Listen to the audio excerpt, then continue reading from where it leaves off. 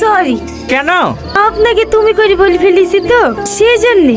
আরে কোনো ব্যাপার না, আপনি ডাকতে কেমন পর পর লাগে, তুমি আমাকে তুমি করে বলো। ঠিক আছে। আজ কতজন লেবার এসেছিল? 212টা স্যার। 3 নম্বর গোডাউনটা ভর্তি হয়ে গেছে?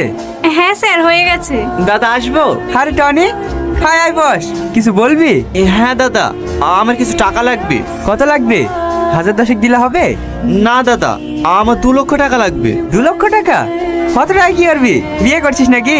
না না দাদা, বিয়ে করলে আপনি জানবেন না, আমার বোনের অপারেশন করতে লাগবে। তোর বোন? এই টনি, তুই তো আমাকে বলেছিলি এই পৃথিবীতে তোর বাপ মা ভাই বোন বলতে কেউ নাই, তুই অনাথ। এখন বোন পেলি কোথা থেকে?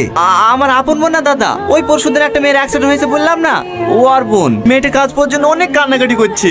3 মাসের মধ্যে ওর বোনের অপারেশন করতে না পারলে ও আর বোনটা মারা যাবে, তাই আমি টাকাগুলো দেবো।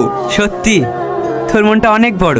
এই নে, 8 টাকার প্রয়োজন হলে বলতে দ্বিধাবোধ করিস না। ঠিক আছে দাদা।